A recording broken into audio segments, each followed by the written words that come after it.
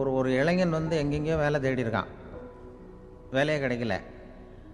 உடனே ஒரு தண்டவாளத்தில் போய் தற்கொலை பண்ணி ஒன்று தண்டவாளத்தில் தலையை வச்சு படுத்துட்டானான். யாரும் வேலை கொடுக்கல, தண்டவாளத்தில் போய் தற்கொலை பண்ணி எடுத்து படுத்துருக்கான். அப்போ ரெண்டு பக்கமும் திரும்பி பார்க்குறான், ரயிலே வரல. என்ன தற்கொலை பண்ணால் கூட ரயில் வர மாட்டேங்குது அப்படின்னு சொல்லிட்டு பார்த்துருக்கேன். அப்போ யாரோ ஒருத்தர் பேசிகிட்டு இருக்கார், ஒரு திடலில் கூட்டம், பெரியவர் பேசிகிட்டு இருக்கார். நம்ம அந்த பெரியவர் போய் கொஞ்ச நேரம் அந்த கூட்டத்தையாவது கேட்டுட்டு வருவோம், நீ ரயில் வர்ற பாட்டை காணும், அப்புறம் வந்து தலையை வச்சு படுத்துக்குவோம் அப்படின்னு நேராக அந்த கூட்டத்துக்கு போனால் ஒரு திடலில் ஒரு பெரிய மனுஷன் பேசிகிட்டு இருக்கார். தன்னம்பிக்கை, வாழ்க்கையில் வந்து இளைஞர்கள் ரொம்ப தன்னம்பிக்கையோடு இருக்கணும் அப்படி இப்படின்னு பேசிகிட்டு இருக்கார். இவன் போய் உட்காந்து கேட்டான். இந்த இளைஞன் 1 மணி நேரம் கேட்டான். 2000 பேர் உட்காந்து கேட்டுக்கிட்டு இருந்தாங்க. உடனே முடிஞ்சு கூட்டம் முடிஞ்சுது, கூட்டம்லாம் கலைஞ்சி போச்சு. அந்த பெரியவர் பேசிக்கிட்டு இருந்தார், அவரை போய் இவன் சந்தித்தான் இளைஞன். ஐயா, நான் வந்து தற்கொலை பண்ணிக்கணுங்கிற எண்ணத்தோடு வந்தேன், தண்டவாளத்தில் தலையை வச்சு படுத்தேன், ரயில் வரல. அந்த நேரம் உங்கள் பேச்சு குரல் தான் கேட்டுது. நான் வந்து உங்கள் பேச்சை கேட்டேன், 1 மணி நேரம் கேட்டேன்.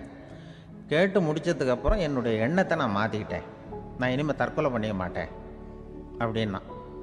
அவர் பேச்சாளருக்கு ரொம்ப பெருமை, இதுதான் ஒரு பேச்சுக்கு அடையாளம், இப்படி தான் இருக்கணும். சரி, அந்த முடிவுக்கு எப்படி நீ வந்தேன்னு கேட்டார். இப்போ உங்கள் பேச்சை இந்த கூட்டத்தில் எவ்வளோ பேர் கேட்டுக்கிட்டு இருந்தாங்க சார் அப்படின்னு கேட்டான். ஒரு 2000 பேர் இருக்கும்பா அப்படின்னார் அவர். அப்போ அந்த இளைஞன் சொன்னானா, ஒரு 2000 பேரை ஒரே நேரத்தில் சாகடிக்கிற நீ உயிரோடு இருக்கிறப்போ நான் எதுக்கு சார் சாகணும்? நான் இது வரைக்கும் யாருக்கும் எந்த கெடுதலும் பண்ணலை, நான் இனிமேல் சாக மாட்டேன் சார்ட்டு போயிட்டானா. அப்படி கேட்குறவங்களுக்கு ஒரு தன்னம்பிக்கை வரணும். அது வந்து எப்படியோ வந்தால் போகிறோம். இப்போ எங்கள் பேச்சை கேட்டுவிட்டோம், அந்த ரகத்தில் வந்தாலும் சரிதான். வாழ்க்கையில் ஒரு பிடிப்பு வரணும் அப்படிங்கிறது தான் ஒரு சிறந்த பேச்சுக்கு அடையாளம்னு சொல்லுவாங்க. அப்படி வந்து அது பண்ணுறது. இதில் என்னென்னா, இந்த மனிதனுக்கு வந்து அந்த சிரிப்பு இருக்குது பாருங்கள், அதை பற்றி சொல்லுவாங்க. நகைச்சுவை, குடும்பத்தில் வந்து நகைச்சுவை உணர்வு இருந்ததுன்னா குழப்பமே வராதுன்னு சொல்லுவாங்க. பேச்சாளர்கள் என்னென்னா, சில பேர் தெளிவாக, அதாவது தெளிவாக பேசி குழப்புறவங்க இருக்கிறாங்க, குழப்பமாக பேசி தெளிவுபடுத்துகிறவங்க இருக்கிறாங்க.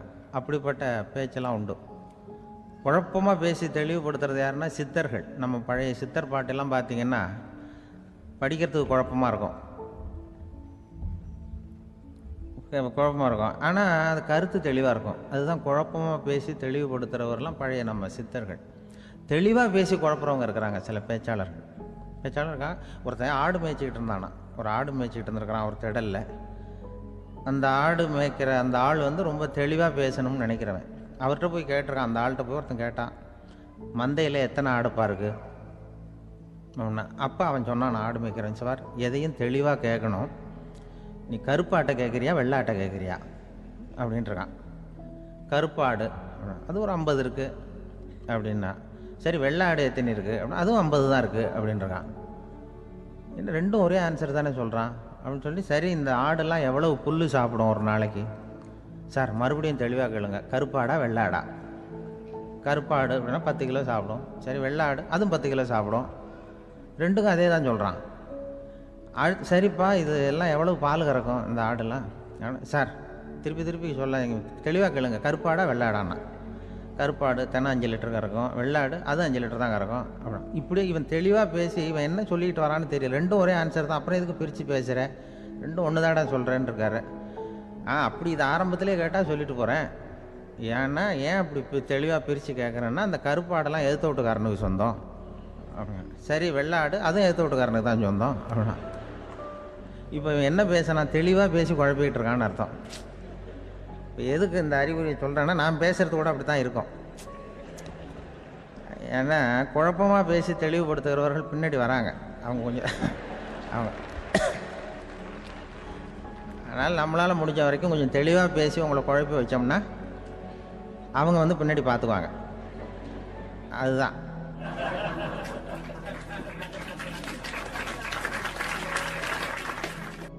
எனக்கு எங்கள் ஊர்லேயே ஒரு பேர், எங்கள் ஊர் நண்பர்கள் கூட இங்கே வந்திருக்கிறாங்க. எங்கள் ஊரில் இருக்கிறவங்க இந்த ஊரில் வேலை பார்க்குறாங்கங்கிறது எங்கள் ஊர் பக்கத்து ஊர் இப்போ தான் தெரியும். வந்த பிறகு நண்பர்கள்லாம் வந்து பார்த்தாங்க. எங்கள் ஊர் பையங்கள்லாம் இங்கே இருக்கிறாங்கங்கிறது எனக்கு இப்போ தான் தெரியும். எங்கள் ஊரில் அவங்களுக்கு தெரியும் எனக்கு பேர் என்னென்னா, எல்லாம் நல்லா செய்வேன், கொஞ்சம் பொய் சொல்லுவேன் அப்படிம்பாங்க. அதுக்கு இப்போவும் சொல்லுவாங்க. எங்கள் ஊரில் ஒரு பெரியவர் கேட்டார், உனக்கு சின்ன வயசுலேயே உனக்கு ரேடியோவில் வேலை கிடைக்கும்னு எனக்கு தெரியும்ப்பா அப்படிம்பார் ஒரு தாத்தா. அது எப்படி தாத்தா உங்களுக்கு தெரியும், அவ்வளோ தீர்க்க தரிசனமா? இல்லை இல்லை, நீ சின்ன வயசில் கூட ஒரு பொய்யை கூட நிஜ மாதிரி பேசுவேன், அதனால தான் உனக்கு அங்கே வேலை கிடைச்சிது அப்படின்னு சொல்லுவாங்க. அது மாதிரி இந்த பொய் சொல்கிறதுல கொஞ்சம் அதுதான் என்கிட்ட உள்ள குறைய தவிர, கொஞ்சம் பொய் சொல்லுவேன், வேறு மற்றதெல்லாம் தெளிவாக இருக்கும். இதுவே சொன்னாராம், அதாவது கடவுள்கிட்ட போய் புகார் பண்ணாங்களாம். கடவுள்கிட்ட போய் ஒருத்தர் புகார் பண்ணியிருக்கிறார், நீ படைத்த மனுஷன்லாம் பூலோகத்தில் பொய் சொல்கிறாங்க, ரொம்ப எல்லோரும் பொய் சொல்கிறாங்க, நீ படைத்த மனுஷன் சரியா இல்லை அப்படின்னு கடவுள்கிட்ட போய் புகார் பண்ணாங்களாம்.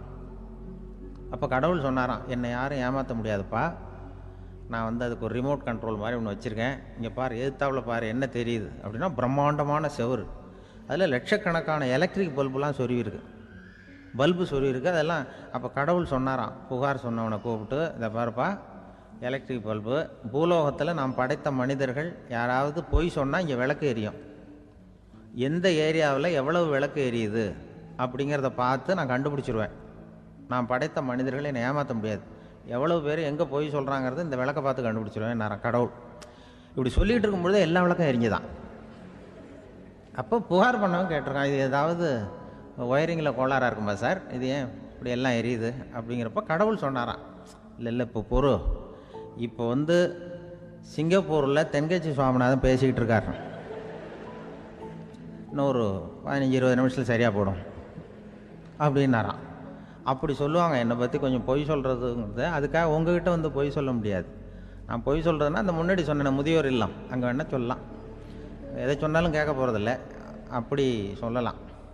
ஏன்னா இப்போ இதில் என்னென்னா, இவங்க ஐயாக்கெல்லாம் இங்கே வந்ததும் பெரியவங்கள்லாம் சொன்னாங்க, முஸ்தபா சார்லாம் சொன்னார், இங்கே முன்னாடிலாம் எங்கள் மனிதர்கள் எந்த அளவுக்கு இப்போ ரொம்ப ஆக்கப்பூர்வமாக வளர்ந்துருக்கிறார்கள்.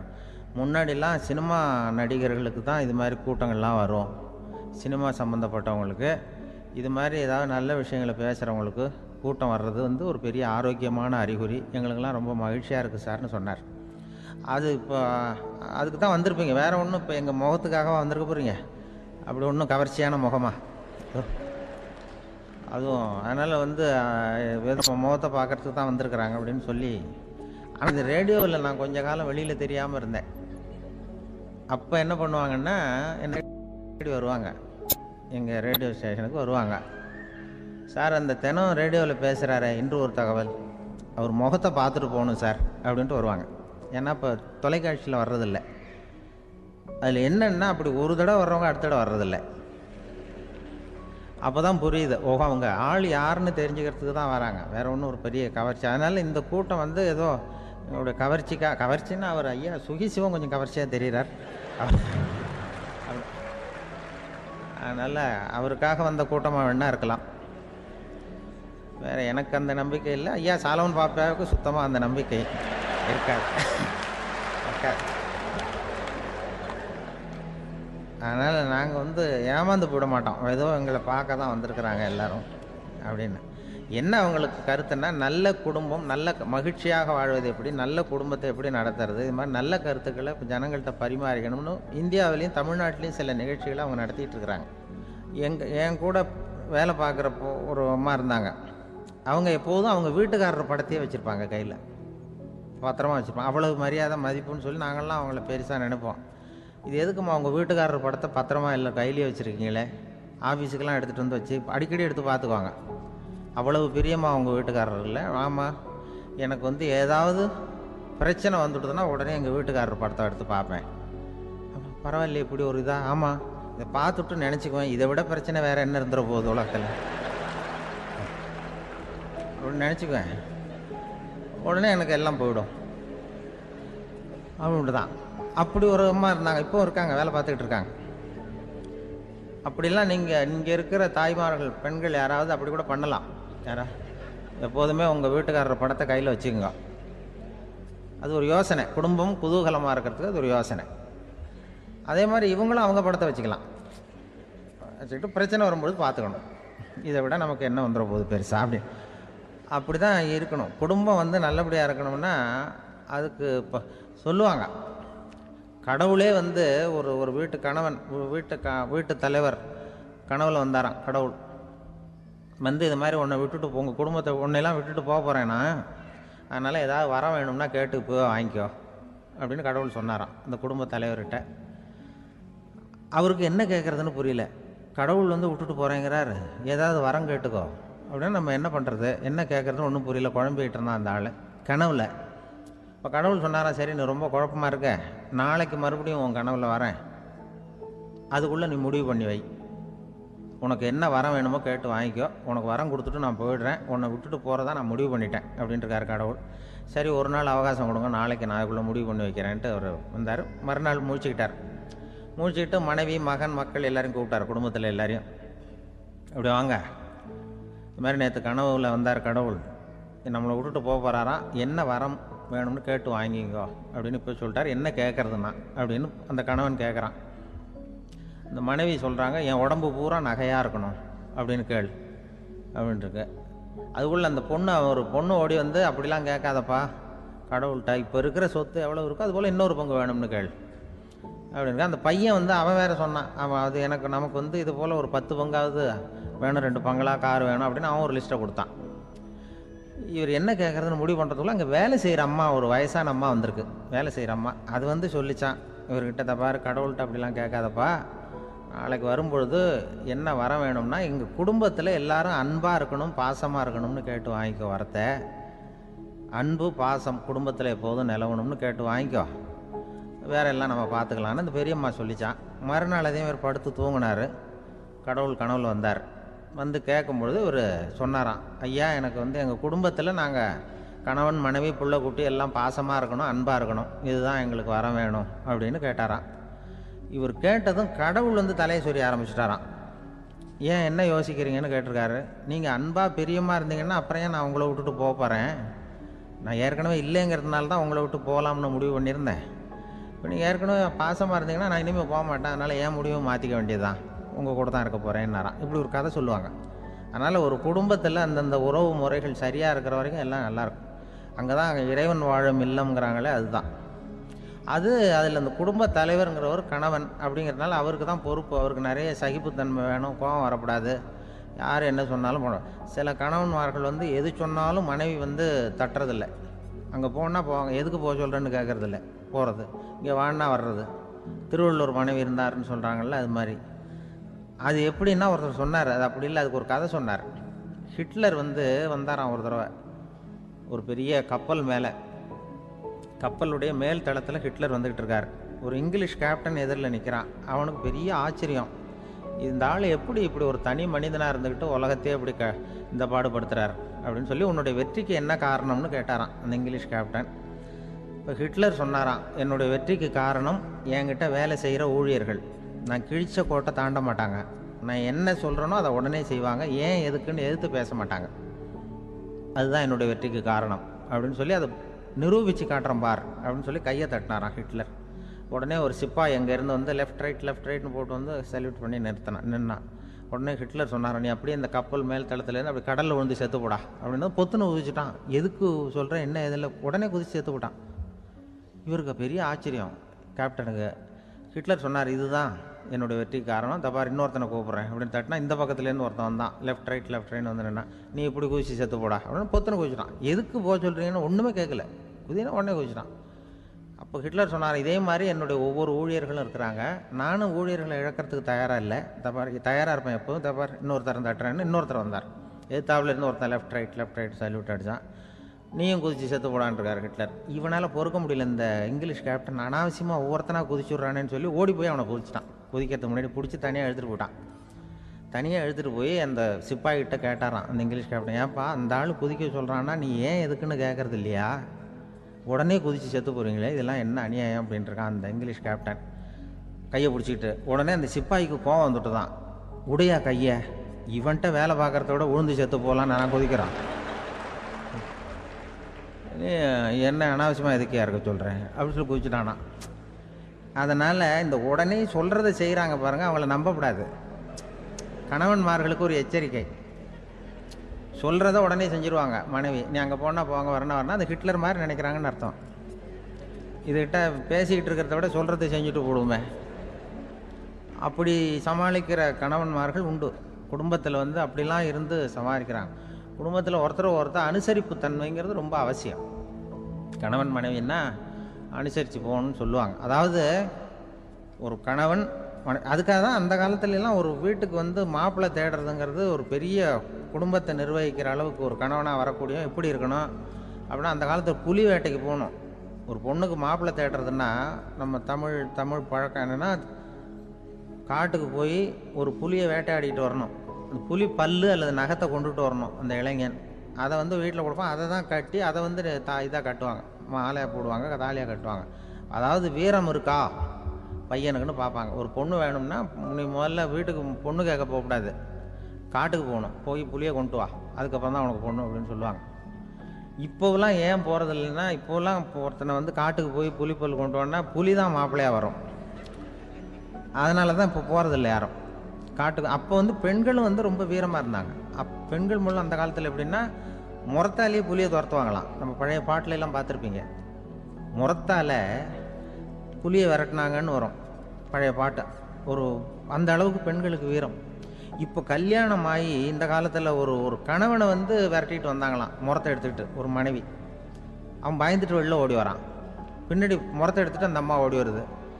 இவனை தனியாக பிடிச்சி கொண்டு போய், என்னப்பா இந்த மனைவிட்டு இப்படி பயந்து ஓடி வரைய, முறத்தால் துரத்துறா இப்படி வரைய அப்படின்னு தான் அவன் அப்படியே தடுமாறிக்கிட்டு, அதெல்லாம் ஒன்றும் இல்லை, அவன் என்ன புலியாக நினைக்கிறா அப்படின்னு ஒரு பெருமையாக சொல்லிட்டானான். அந்த காலத்தில் புலியை தான் முறத்தால் விரட்டினாங்க, இப்போ புருஷனை விரட்டுறாங்க அப்படின்னு சொல்லி.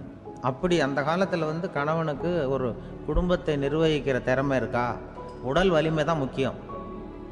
இப்போ கூட மதுரை பக்கத்தில் ஐயாவுக்கு தெரியும், அந்த இளவட்டக்கல்லுன்னு ஒரு ஊர். இப்போ ஊர் எல்லையில் கிடக்கும். ஊர் எல்லையில் ஒரு பெரிய கல் கிடக்கும். அந்த ஊருக்கு பொண்ணு கேட்க போகிறவங்க அந்த கல்லை தலைக்கு மேலே தூக்கி காட்டணும். அப்படியே தூக்கி தலைக்கு மேலே வசதி கீழே போடணும்.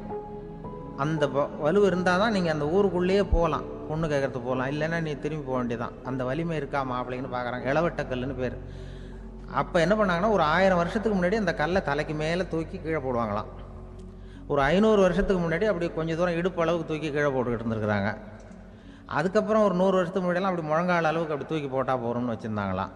இப்போ நான் அந்த ஊருக்கு என் கூட பழனிசாமின்னு ஒருத்தர் இருக்கார். அவர் போய், உனக்கு எப்படிப்பா இந்த ஊரில் கல்யாணம் ஆச்சு அப்படின்னா, இப்போலாம் நாங்கள் தொட்டு கும்பிட்டா போகிறோம், அதை அசைக்கிறது கூட இல்லை. அப்படி ஆகிட்டுது. ஒரு குடும்பத்தை கணவனாக வரப்போகிறவனுக்கான தகுதி அந்த காலத்தில் அப்படி இருந்துதான்.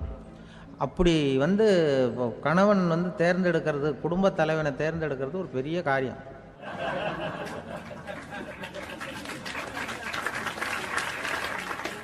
ஒரு பெரிய செல்வந்தர் போட்டி வச்சாராம், ஒரு நீச்சல் குளம், அதில் யார் வேணாலும் குதித்து அந்த பக்கம் போய் கரையேறலாம். அந்த நீச்சல் குளத்தில் விஷப்பாம்புலாம் கிடக்கு. யார் துணிஞ்சி அந்த விஷப்பாம்பு இருக்கிற குளத்தில் குதித்து அந்த பக்கம் போய் கரையேறானோ அவனுக்கு ஒரு 100 ஏக்கர் நிலம் கொடுப்பேன். அது வேண்டான்னா ஒரு 1000 ஆடு கொடுப்பேன். அதுவும் வேண்டான்னா என் பொண்ணை கொடுப்பேன் அப்படின்னு போட்டி வச்சார். அதான் மாப்பிள்ளையை தேர்ந்தெடுக்கிறதுக்கு அவர் ஒரு வழி, நீச்சல் குளத்தில் குதிச்சு கரையேறணும். இப்போ அந்த ஊரில் இருக்கிற இளைஞர்கள்லாம் வந்து பார்க்குறாங்க அந்த குளத்தில் குதிக்கணும்னு. ஆனால் குளத்தில் ஒரே விஷப்பாம்புலாம் கிடக்கு. இது என்ன பண்ணுறதுன்னு பார்த்தா யாருமே குதிக்கிறதுக்கு தைரியம் வரல. திடீர்னு ஒருத்தன் துணிஞ்சு குதிச்சான், படபடன்னு அடிச்சுட்டு போய் அந்த பக்கம் கரையேறிட்டான். கரையேறின உடனே பரவாயில்லையே ஒரு ஆள் வந்துட்டான்னு சொல்லி அவனை அந்த இளைஞனை போய் பிடிச்சிட்டு வந்தாங்க. அந்த பெரியவர் கேட்டார், ஏப்பா இவ்வளவு பெரிய விஷப்பாம்பெல்லாம் கிடக்கிற நீச்சல் குளத்தில் நீ துணிஞ்சு குதித்து கரையேறி இருக்கிற, உனக்கு என்ன 1000 ஏக்கர் நிலம் கொடுத்துறவா, 100 ஏக்கர் நிலம் கொடுக்கவா சொல்கிறப்படி அப்படின்னா, வேண்டாம் சார்ன்றான். ஓஹோ அப்படின்னா ஒரு 1000 ஆடு வேணுமா உனக்கு அப்படின்னா, அதுவும் வேண்டாம் சார். ஓ அப்படின்னா என் பொண்ணு வேணுமா அப்படின்னா, அதுவும் வேண்டாம் சாருங்கிறான். அப்புறம் எதுக்குடா குதிச்சுன்ட்டு, என்ன உனக்கு என்ன தான் வேணும் அப்படின்னு கேட்டிருக்கார். என்னை எவன் பிடிச்சி தள்ளி விட்டவன்னு தெரியணும் அப்படின்றான். அதுக்காக அவன் பார்த்துருக்கான். அப்படி இருந்தால் தான் துணிச்சல் வரும் இந்த காலத்தில். எதுக்கு இவ்வளவு சங்கடம்லாம் வச்சாங்கன்னா, ஒரு குடும்பத்துக்கு தலைவராக வர வேண்டிய ஒரு ஆள், கணவனாக இருக்க வேண்டியவனுக்கு துணிச்சல் இருக்கா, தைரியம் இருக்கா அப்படிங்கிறது பார்க்கறதுக்காக இப்படிப்பட்ட தேர்வு முறைகள்லாம் வச்சுருந்தாங்க அந்த காலத்துலலாம். இப்போலாம் கல்யாணம் பண்ணுறது ஆளுக்கு நேரில் பார்க்காமலே கூட கல்யாணம் நடக்குது இன்டர்நெட்டில். இப்போ சர்டிஃபிகேட் கேட்குறாங்க, நோய் நொடி இல்லாமல் இருக்காரா பார், காட்டுக்கெலாம் போக வேண்டாம், நேராக ஆஸ்பத்திரிக்கு போய் ஒரு சர்டிஃபிகேட் வாங்கிட்டு வா, உனக்கு ஒன்றும் வியாதி இல்லைன்னு ப்ரூவ் பண்ணு, அதுக்கப்புறம் பார்த்துக்கலாம், மற்றதை பேசுவோம் அப்படின்னு சொல்லி அப்படி இருக்குது நிலைமை. அதனால் குடும்பத்தில் வந்து அந்த கணவனாக இருக்கிற வேண்டியவனுக்கு பொறுப்பு அதிகம். ஏன்னா எல்லாத்தையும் அனுசரித்து போக வேண்டியதாக வந்தான். அப்படி தான் இருக்குது. அது ஒன்றுக்கு மேலே இந்த கல்யாணம் பண்ணிக்கிறாங்கல்ல, அது ரொம்ப அவஸ்தை. ஒருவனுக்கு ஒருத்திங்கிறது நம்ம இதெல்லாம் சொல்கிறது. ஒன்றுக்கு மேற்பட்ட திருமணங்கள் வந்து சங்கடத்தில் தான் கொண்டு வந்து விடும். நிறைய சொல்லுவாங்க. உலகத்திலேயே ஒரு பெரிய இது என்ன தெரியுங்களா, இயற்கை வந்து நிர்ணயம் பண்ணுது. இப்போ வந்து நம்ம சில பேருக்கு எனக்கு பொம்பளை பிள்ளை வேண்டாம், ஆம்பளை பிள்ளை வேண்டான்னு சொல்லி இந்த ஸ்கேன் பண்ணி என்னென்னவோ பண்ணிகிட்டு இருக்கிறாங்கல்ல. ஆனால் இயற்கை வந்து அந்த 50-50 ரேஷியோவை அது வந்து மெயின்டைன் பண்ணிகிட்ருக்கு. இந்த உலகத்தில் ஒரு அதிசயமான உண்மை என்னென்னா, 116 ஆம்பளை பிள்ளை பிறந்தா 100 பொம்பளை பிள்ளை பிறகுதான். உலக அளவில் 116 ஆம்பளை பிள்ளை பிறந்தா 100 பொம்பளை பிள்ளை பிறகுது. இது எதுக்கு 16 அதிகமாக பிறக்குதுன்னா, அந்த வாலிப வயசு அடையிறதுக்குள்ளே 16 செத்து போகுது. 16 அங்கங்கே ஓடுறது, கொஞ்சம் முரட்டுத்தனமாக போகிறதுனால செத்து போகுது. அந்த 50-50 இந்த ஒருத்தருக்கு ஒருத்தங்கிற ரேஷியோவை இயற்கை வந்து மெயின்டைன் பண்ணிகிட்டு இருக்கு. அது ஒரு பெரிய அதிசயம். அதை விட பெரிய அதிசயம் என்னென்னா, இந்த உலக யுத்தம் நடந்ததில்ல, முதல் உலக யுத்தம், 2வது யுத்தம், அப்போ பார்த்துருக்குறாங்க, கணக்கு எடுத்துருக்குறாங்க. அந்த யுத்தம் முடிஞ்ச பிறகு 116 ஆம்பளை பிள்ளைக்கு பதிலாக 160 170 பிறக்க ஆரம்பிச்சுதான். 100 பெண் குழந்தைக்கு 170 180 ஆண் குழந்தை. இது எதுக்குன்னா, அந்த போரில் செத்து போகுதில்ல ஆம்பளை பிள்ளைகள், அதை ஈடுகட்டுறதுக்காக அதிகமாக பிறக்க ஆரம்பிச்சிருக்கு. அந்த அளவுக்கு வந்து இயற்கை வந்து ஒரு பெரிய ரேஷியோவை மெயின்டைன் பண்ணுது. அதாவது ஒருவனுக்கு ஒருத்திங்கிறத அது சொல்லிகிட்டு இருக்கு. புறாவெல்லாம் வளர்த்திங்கன்னா, நான் கூட புறா வளர்த்துருக்குறேன் ஊரில். புறா வளர்த்திங்கன்னா ஒரு தடவைக்கு 2 முட்டை தான் விடும் ஒரு வீட்டுக்கு. அந்த 2 முட்டையும் குஞ்சு பறிச்சுன்னா அதில் ஒன்று வந்து ஆணாக இருக்கும், ஒன்று பொண்ணாக இருக்கும். அது எந்த முட்டை ஆண் எந்த முட்டை பெண்ணுங்கிறத இயற்கை நிர்ணயம் பண்ணுது. அதை வந்து நம்ம மாற்றவே முடியாது. ரெண்டையும் அந்த பெண்ணாவோ ரெண்டையும் ஆணாவோ மாற்ற முடியாது நம்ம. அதனால் அந்த இயற்கையை புரிஞ்சுக்கிட்டு நாம் நடந்துக்கணும். அதனால தான் ஒரு கணவன் ஒரு மனைவி, அதான் ஒருத்தருக்கு ஒருத்தங்கிறது. ஒன்றுக்கு மேலேனா சங்கடம் தான். ஒரு பஸ்ஸில் வந்து ரெண்டு பெண்கள் வந்துக்கிட்டு இருந்தாங்களாம். பஸ்ஸு பிரயாணம். 2 பெண்கள் வந்து பக்கத்தில் உட்காந்துருக்காங்க. அந்த கண்டக்டரை கூப்பிட்ருக்காங்க, இங்கே வாயா அப்படின்னு அந்த ஒரு அம்மா கூப்பிட்ருக்கு. என்னம்மா அப்படின்ட்டுருக்கார். வந்து இந்த ஜன்னலை திறந்து விட்டு போ அப்படின்னு. சரின்னு பக்கத்தில் இருந்த ஜன்னலை திறந்து விட்டு அவர் போயிட்டார். பக்கத்தில் இருந்தாமல் உடனே இங்கே வாயா மறுபடியும் வாயான்னு கூப்பிட்ருக்கு. வந்து என்ன இந்த ஜன்னலை மூடிவிட்டு போ அப்படின்ட்டுருக்கு. மூடிவிட்டு போனார். மறுபடியும் அந்த முன்னாடி கூப்பிட்டது வாமா வாயான்னு மறுபடியும் கண்டக்டரை கூப்பிட்டு, என்ன இந்த பார், இந்த ஜன்னலை வந்து நீ மூடி வச்சின்னா நான் மூச்சு திணறி செத்து போடுவேன். அப்புறம் உடனே பக்கத்தில் இருந்தம்மா தபாரியா அந்த அம்மா பேச்சை கேட்டுட்டு நீ திறந்து வச்சின்னா நான் குளிர் தாங்காமல் செத்து போடுவேன் அப்படின்ட்டு அவர் தலையை பிச்சுக்கிறார் கண்டக்டர். என்னடா பெரிய ரொம்ப போச்சேன்னு, கொஞ்சம் தூரம் பிரயாணம், இதில் கூட அட்ஜஸ்ட் பண்ணி போகக்கூடாதா அப்படின்னு. அப்போ அந்த பஸ்ஸில் பின்னாடி ஒருத்தன் கடைசி சீட்டில் வெயில் தாங்காமல் சட்டையெல்லாம் கட்டி போட்டுட்டு ஒரு கிராமத்து ஆள் பீடி குடிச்சிட்டு வரான். அவர் கூப்பிட்ருக்கான் அந்த ஆள், அந்த கண்டக்டர் இங்கே வாயா, அங்கே என்ன தகராறு அப்படின்னு. அந்த எதிர்த்து வீட்டுக்காரன் வந்தானே முன்னாடி பஞ்சாயத்துக்கு, அது மாதிரி கண்டக்டர் இங்கே வாயா, அவன் ஏன் நீ என்ன சொல்ல போகிற அப்படின்ட்டு வந்திருக்கான். சட்டையெல்லாம் கட்டி போட்டு பீடி குடிக்கிறான். பீடி புகையை ஊதிவிட்டு அங்கே என்ன தகராறு அப்படின்னு கேட்டிருக்கான். ஒன்றும் இல்லையா, அந்த அம்மா வந்து ஜன்னலை திறந்தா செத்து போவேங்கிறது, இந்த அம்மா ஜன்னலை மூடுனா செத்து போவேங்கிறது. நான் என்னையா பண்ணுறது ஒரு ஆள், இதுக்கு ஏன் கவலைப்படுறேன், நான் சொல்கிறத கேள், நான் தீர்த்து வைக்கிறேன் பிரச்சனையை அப்படின்னு சொல்லிவிட்டு பீடியை எடுத்துவிட்டு புகையை ஊதிவிட்டு சொன்னானா, கொஞ்ச நேரம் அந்த ஜன்னலை மூடி வை, அந்த அம்மா செத்து போவோம், அப்புறம் திறந்து வை, இந்த அம்மா செத்து போவோம், நாம் நிம்மதியாக போகலாம் அப்படின்னு சொல்லிட்டு பீடி குடிக்க ஆரம்பிச்சிட்டான். அவருக்கு கோவம் வந்துட்டுது கண்டக்டருக்கு. உனக்கு என்ன நீ பாட்டுக்கு சொல்லிட்டு போடுவ, அந்த 2 அம்மாவும் செத்து போச்சுன்னா அவங்க வீட்டுக்காரனுக்கெல்லாம் யார் பதில் சொல்கிறது அப்படின்னா, கவலையே படாத, 2 பேருக்கும் நான் தான் வீட்டுக்காரன். அதனால தான் அந்த யோசனையை சொன்னேன் அவங்ககிட்ட. அப்புறம் இதுதான் இந்த ஒன்றுக்கு மேலே போச்சுன்னா அது இயற்கைக்கு விரோதம், இப்படிலாம் ஆகும். அதனால தான் அவன் அவ்வளவு ஒன்றுமே வேண்டான்ட்டு கடைசி பெஞ்சு இதில் போய் சீட்டில் உட்காந்துக்கிட்டான். அப்படி அது இயற்கையை புரிஞ்சுக்கிட்டு வாழணுங்கிறது முக்கியம். குடும்பத்தில் வந்து கணவனுடைய பங்கு என்ன, மனைவனுடைய பங்கு, குழந்தை குட்டிகள்லாம் சொல்லுவாங்க. அப்படி இருக்கணும். கணவன்கிறவனுக்கு நிறைய சகிப்புத்தன்மை தேவைப்படுது. மனுஷனுக்கு வந்து வேல்யூ விஞ்ஞானம் எப்படி போட்டிருக்குன்னா, ஒரு மனித உடம்பில் இருக்கிற கால்சியத்தை மட்டும் தனியாக எடுத்தால் ஒரு சின்ன ரூமுக்கு வெள்ளை அடிக்கலாமா. ஒரு மனுஷ உடம்புல இருக்கிற பாஸ்பரஸை மட்டும் தனியாக எடுத்தால் ஒரு 40 நெருப்பூச்சி தயார் பண்ணலாம். ஒரு மனுஷ உடம்புல இருக்கிற இந்த கொழுப்பு சத்தை மட்டும் தனியாக எடுத்தால் ஒரு 7-8 சோப்பு கட்டி தயார் பண்ணலாம். அது மாதிரி ஒரு மனுஷ உடம்புல இருக்கிற இரும்பு சத்தை மட்டும் தனியாக எடுத்தால் ஒரு 2 அங்குல அணி 2 செய்யலாம். இவ்வளவுக்கும் விலை போட்டால் 42 ரூபா 50 காசு. இதுதான் மனுஷனுக்கு விஞ்ஞானம் போட்டிருக்கிற விலை. அது எப்போ அது ஒசரும்னா அவன் மனுஷனாக இருக்கிற வரைக்கும் இருக்கிறப்ப. அதுவும் செத்து போனால் அதுவும் கிடையாது, செத்து போனால் அதுவும் குறைஞ்சிரும். மிருகங்களுக்கெல்லாம் அப்படி இல்லை, செத்ததுக்கு அப்புறம் விலை கூடும். அங்கெல்லாம் எல்லா ஊர்லேயும் பார்த்திங்கன்னா உயிர் கோழி 50 ரூபா, உரிச்ச கோழி 60 ரூபான்னு போட்டிருக்கோம். செத்ததுக்கு அப்புறம் 10 ரூபா அதிகம். மனுஷனை வந்து நீ உயிர் மனுஷன் 42 ரூபா 50 காசு, செத்ததுக்கு அப்புறம் 52 ரூபான்னா நீயே வச்சுக்கிடாது, எனக்கு இது கண்டு போட்டு. அவன் வந்து எப்போ அவனுக்கு வேல்யூ கூடும்னா மனிதனாக வாழும்பொழுது தான் வேல்யூ கூடும். குடும்பத்தில் வந்து அந்த அந்த பாசத்தோடு வாழணும்னு கடவுள்கிட்ட கேட்டு சொன்னாங்களே, அதுதான் இந்த சமூகங்கிறதும் ஒரு பெரிய குடும்பம்தான். அதனால தான் இந்த நாட்டுக்குள்ள பெருமையை எல்லாரும் ஒற்றுமையாக இருந்தால் எதையும் சாதிக்கலாம்ங்கிறது தான் இந்த நாட்டுக்குள்ள பெருமை. அப்படி நிரூபித்தோம். அதனால் சமூகங்கிறதும் ஒரு குடும்பம் மாதிரி இருக்கிறது தான் பெருசு.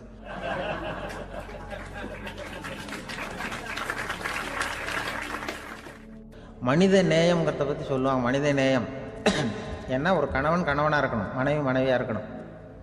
ஒரு மனுஷன் வந்து இன்றைக்கி வந்து மனிதனாக இல்லை, மனித நேயம் குறைஞ்சி போச்சு. குடும்ப உறவுகள்லாம் ரொம்ப மாறி போச்சுன்னு சொல்லலாம். இப்போ நாகரிகத்தில் அப்படி தான் இருக்குது. ஒரு இதில் ஒருத்தன் என்ன பண்ணியிருக்கிறான், ஒரு சின்ன பையனை கொண்டு வந்தானா. ஒரு சின்ன பையன் பக்கத்தில் இருக்கான். ஒரு பெரியவர் கேட்டிருக்கார், யாரப்பா அந்த பையன் அப்படின்னு கேட்டிருக்கார்.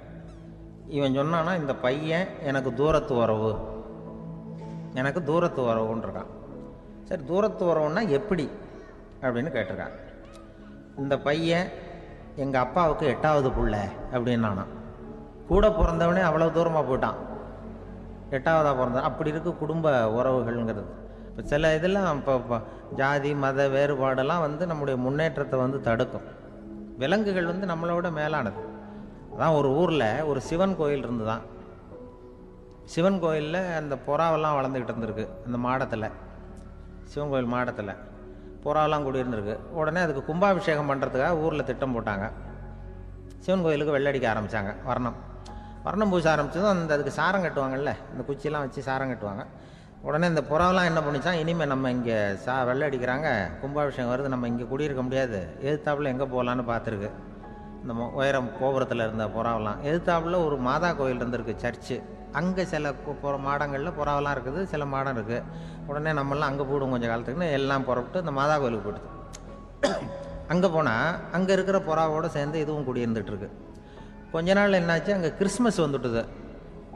கிறிஸ்மஸ் வந்ததும் சரி இங்கேயும் வெள்ளடிக்க ஆரம்பிக்கிறாங்க. நம்ம மறுபடியும் எங்கடா போகிறதுன்னு பார்த்தா அங்கே இருக்கிற புறாவோட சேர்ந்து இதுவும் சேர்ந்து நேராக ஒரு பள்ளிவாசல் இருந்தது. எதுக்கு அங்கே இருக்கிற மாடத்தில் போய் அங்கே குடியேறிட்டுது எல்லாம். அங்கே போனால் அங்கே ரமலான் மாதம் வந்து ரம்ஜானுக்காக அதையும் புதுப்பிக்க ஆரம்பித்தாங்க. இது என்ன பண்ணுறதுன்னு சொல்லி இந்த 3 செட்டு புறாவும் சேர்ந்து என்ன பண்ணிச்சு, எங்கே போகலான்னு பார்த்தா மறுபடியும் அதுக்குள்ளே இந்த சிவன் கோயிலில் கும்பாபிஷேகம் முடிஞ்சிருக்கு. அங்கே போடுவோம் எல்லாருன்னு சொல்லி எல்லா புறாவும் அந்த சிவன் கோயிலுக்கு வந்துட்டுது. அங்கே போய் மாடத்தில் அதை குடியிருந்துட்டுது. அப்போ திடீர்னு ஒரு நாள் பார்த்தா ஒரே கலவரம் பூமியில் எல்லாம் ஒருத்தன் அருவாளை தூக்கிட்டு நிற்கிறான், குச்சி எடுத்து ஒருத்தனை சுட்டுக்கிறான். ஒரே கலவரம், சத்தம், ஒரே மத கலவரம் வந்துட்டுது ஊரில். அப்போ புறாவெல்லாம் மாடத்தில் இருந்துக்கிட்டு ஒரு குஞ்சு புறா அவங்க அம்மாட்ட கேட்டு தான், இது என்ன, இந்த மனுஷனுக்கு என்னாச்சு, அவன் கத்தியை தூக்கிட்டு நிற்கிறானே அப்படின்னு கேட்டு தான். ஒரு குஞ்சு புறா அவங்க அம்மாட்ட கேட்டுதான், அம்மா புறா. இப்போ அம்மா அந்த புறா சொல்லித்தான், மனுஷனுக்கு இப்போ மதம் பிடிச்சிருக்கு, அதான் கத்தியை தூக்கிட்டு நிற்கிறான் அப்படின்ட்டுருக்கு. இப்போ நமக்கெல்லாம் பிடிக்கலையே அப்படின்னு தான். அப்போ அந்த புறா சொல்லித்தான், அந்த பாருமா, நாம் வந்து இந்த சிவன் கோயிலில் இருந்தாலும் நமக்கு புறான்னு தான் பேர், இந்த மாதா கோயிலுக்கு போனாலும் நமக்கு புறான்னு தான் பேர், பள்ளிவாசலுக்கு போனாலும் நமக்கு புறான்னு தான் பேர். அந்த மனுஷன் அப்படி இல்லை. அவன் இங்கே இருக்கிற வரைக்கும் இந்துன்னு சொல்லுவான், அங்கே மாதா கோயில் இருந்தான்னா கிறிஸ்தவன்னு சொல்லுவான், பள்ளிவாசலில் இருந்தான்னா முஸ்லீம்னு சொல்லுவான். அப்போ குஞ்சு புறா அது என்ன இப்படி பண்ணுறாங்க மனுஷங்க, இப்போ அவங்கள விட நம்ம வசதி போல் இருக்க, நம்ம தேவலாம் போல் இருக்க அப்படின்னு தான் அந்த குஞ்சு புறா. அப்போ அந்த தாய் புறா சொல்லித்தான், உண்மைதான், அதனால தான் நம்ம